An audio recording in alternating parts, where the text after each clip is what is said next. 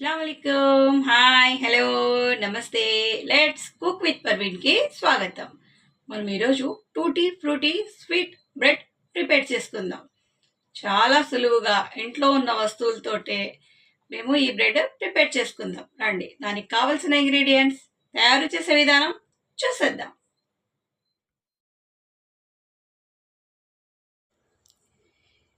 Wow, చూసారా bread ఎంత బాగొచ్చిందో. Sweet bread సున్నితంగా మెత్తగా చాలా రుచిగా ఉంటుంది. ఇది నేను మీకు ఎలా ప్రిపేర్ చేస్తానో చూపిస్తాను. రండి. 3 కప్పులు గోధుమ పిండి తీసుకున్నాను. నేను బ్రెడ్ ప్రిపేర్ చేసినప్పుడు అందరూ అడిగారు, ఈస్ట్ లేకుండా బ్రెడ్ ప్రిపేర్ చేసుకోవచ్చా అని అడిగారండి చాలామంది. ఈస్ట్ లేకుండా నేను ఇప్పుడు మీకు ఈ స్వీట్ బ్రెడ్ ప్రిపేర్ చేసి చూపిస్తున్నాను. 1/4 టీ స్పూన్ సాల్ట్ తీసుకున్నాను.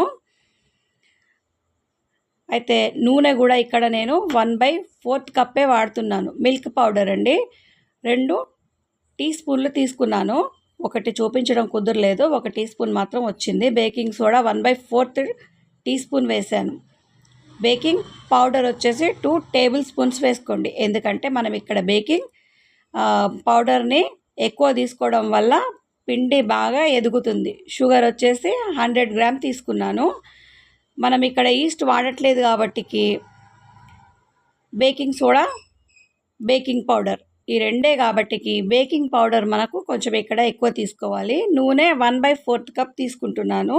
ఈ నూనె నేను మొత్తం వాడట్లేదు, చూడండి సగమే తీసుకున్నాను. సగం కొంచెం కొంచెంగా పిండి మొత్తం అయిపోయేంత వరకు వాడుకుందాం. ఇప్పుడు ఈస్ట్ మనం వేయకపోయినా కానీ పిండి చక్కగా పొంగుతుంది. దోశ పిండి, ఇడ్లీ పిండి పొంగినట్టు పొంగుతుంది. నేను కలిపినట్టే స్టెప్ బై స్టెప్ మీరు జాగ్రత్తగా చూసి కలిపేసేయండి. నేను చేసిందే నేను మీకు ఇక్కడ చూపిస్తున్నాను.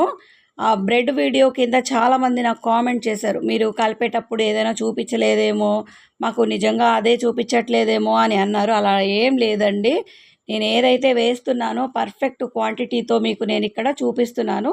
చూడండి, అదే ఆయిల్ మళ్ళీ కొంచెం నేను ఆపాను, కొంచెం కలుపుతున్నాను. కొంచెం కొంచెంగా నేను ఇక్కడ పిండిలో ఆయిల్ వాడుతున్నాను. చూడండి, ఇలా కాస్త అతుక్కుంటున్నట్టు మనకు గోధుమ పిండి ఉండాలి. ఎందుకంటే ఇది గోధుమ పిండి, మైదాలో ఉన్నంత స్టిక్కినెస్ గోధుమ పిండిలో ఉండదు. అందుకే మైదా మనం ఎక్కువగా బ్రెడ్ కోసం వాడతాము. చూడండి, ఇప్పుడు ఇక్కడ ఈ గిన్నెకి నేను కొంచెం మళ్ళీ ఇక్కడ నూనె వాడుతున్నాను. మళ్ళీ ఇక్కడ నూనె నేను కొంచెం ఆపాను. చూడండి, 2-3 చుక్కలే వేసాను.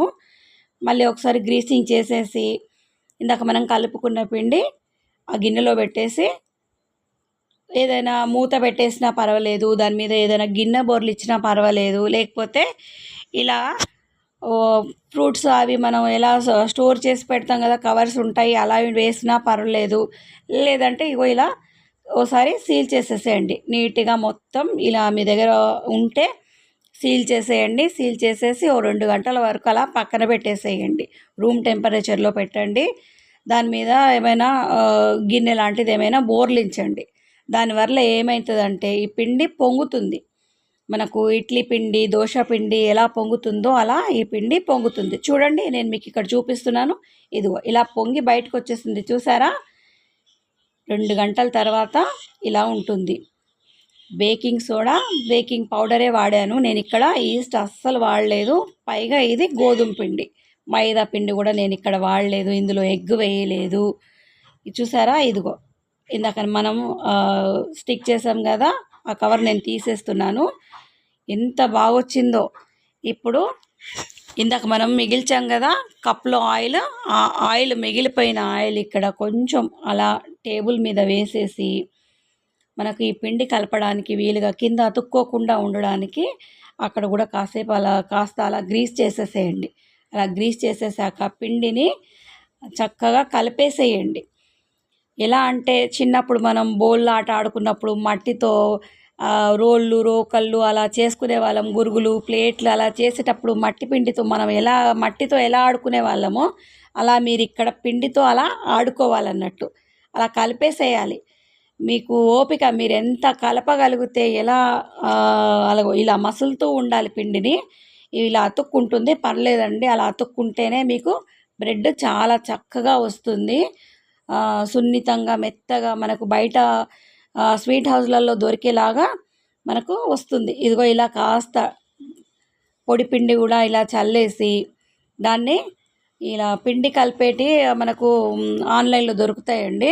ఒకవేళ ఇలాంటివి లేకపోతే మనకు ఇంట్లో సర్వతం అంటారు, స్పాచులా అలాంటివి తీసుకొని కూడా మీరు పిండిని ఇలా కలిపేసేయండి. ఇలా కలిపి ఆ పిండిని ముద్దలాగా చేసి మళ్ళీ దగ్గరకు అనేసి ఉండ మొత్తము ఇదిగో నేను చూపించిన విధంగా చేసేయండి. ఎలా అనేసి మొత్తం మళ్ళీ ఆ గిన్నెలో కాస్త మళ్ళీ మీరు ఆ గిన్నె తీసేసుకొని మళ్ళీ ఆ గిన్నెలో వేసేసి మీరు ఆ గిన్నెకి మళ్ళీ ఏమైనా కవర్ చేసేయండి, లేదా మళ్ళీ ఆ గిన్నెకు మూత పెట్టే లేకపోతే ఒక గిన్నె ఇలా నేను చూపించిన విధంగా బోర్లో వేసి ఓ 10 నిమిషాల వరకు అలా పక్కన పెట్టేసేయండి. మళ్ళీ కొంచెం పొంగుతుంది.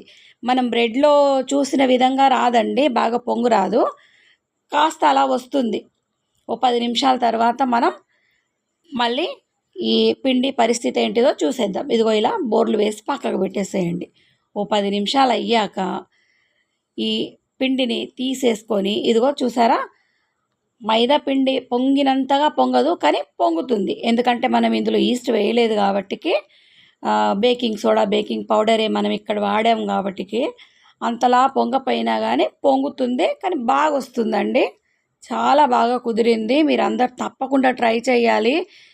మీరు ట్రై చేశాక మీకు ఎలా కుదిరింది నాకు కామెంట్ సెక్షన్లో మర్చిపోకుండా కామెంట్ చేయండి. నాకు చాలా హ్యాపీగా అనిపిస్తుంది. ఇదిగో ఇప్పుడు ఇందులో మనం టూటీ ఫ్రూటీ యాడ్ చేసుకుందాం. 2 రకాలు ఉన్నాయి నా దగ్గర. మీకు ఇంకెక్కువ మార్కెట్లో కలర్స్ కూడా అవైలబుల్గా ఉంటాయండి, మీ ఇష్టము. మీకు ఏ కలర్ కావాలనుకుంటే ఆ కలర్ టూటీ ఫ్రూటీ తెచ్చుకొని అది ఈ పిండిలో ఇదిగో ఇలా మసాజ్ చేస్తూ పిండిని అలా కలిపేసేయండి. మీకు ఎంత కావాలనుకుంటే ఫ్రూట్ అంతా యాడ్ చేసుకోండి. టూటీ ఫ్రూటీ 2 రకాలు ఉన్నాయి నా ఇందులో, రెడ్ గ్రీన్.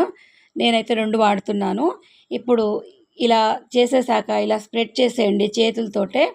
చక్కగా స్ప్రెడ్ చేసేసి దీన్ని 4 భాగాలుగా కట్ చేసుకోండి. 4 భాగాలుగా కట్ చేసుకుంటే ఇందులో ఇప్పుడు మనకి 4 బ్రెడ్లు ప్రిపేర్ అయిపోతున్నాయి. టూటీ ఫ్రూటీ బ్రెడ్స్ 4 నేను ఇక్కడ మీకు ప్రిపేర్ చేస్తున్నాను.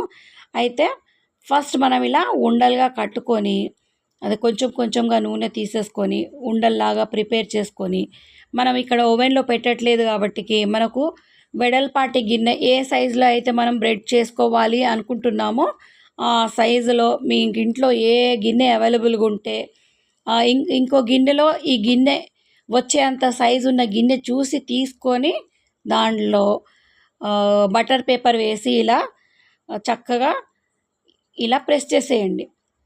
అంత బ్రెడ్ పల్చగా ప్రెస్ చేయండి. బాగా ఒక మనకు బ్రెడ్ వచ్చినట్టు రావాలి అని అంటే 1 ఇంచు వరకు ఉంటే చాలండి మందం.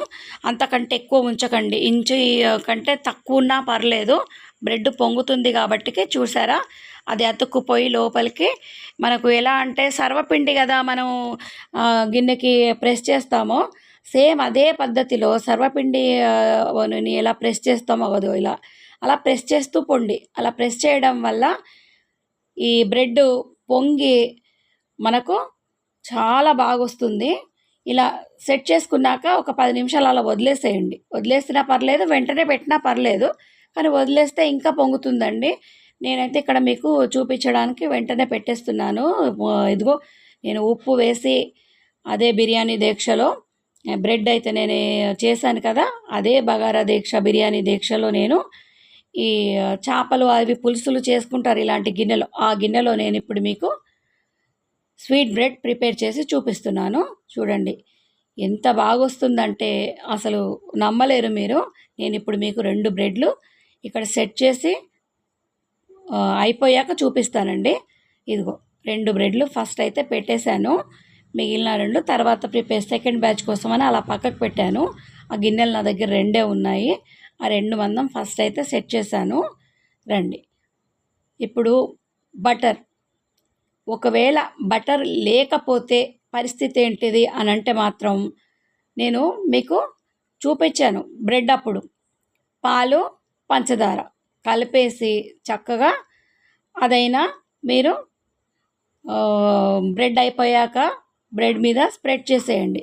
అలా స్ప్రెడ్ చేయడం వల్ల బ్రెడ్ పై పొర మొత్తం చక్కగా బ్రౌన్ కలర్లో వస్తుంది. ఇదిగో ఇప్పుడు కాస్త పచ్చి పచ్చిగానే ఉంది కదా, ఒక 50 నిమిషాల తర్వాత ఇగో ఇలా ఉంటుంది. 50 నిమిషాల తర్వాత ఇలా పెట్టేసేయండి. సిమ్ మీద పెట్టండి, ఎప్పుడు హై ఫ్లేమ్లో అస్సలు పెట్టొద్దు బ్రెడ్ ప్రిపేర్ చేసేటప్పుడు. ఇలా మీరు మొత్తం బటర్ ఉంటే బటరు, బటర్ లేకపోతే మిల్క్లో పంచదార యాడ్ చేసేసి చాలా తీయగా ఉండాలి.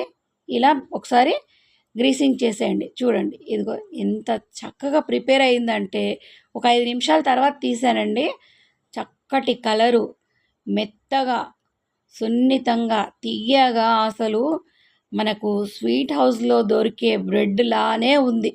మీరు తప్పకుండా ట్రై చేయాలి. మీకు ఈ రెసిపీ ఎలా కుదిరిందో నాకు షేర్ చేసుకోవాలి. నేను చేసిన ఈ స్వీట్ బ్రెడ్ రెసిపీ కనుక మీకు నచ్చినట్టయితే like, share, comment, subscribe, hit the bell icon. Thank you for watching. కొత్త వారైతే మర్చిపోకుండా నా ఛానల్ సబ్స్క్రైబ్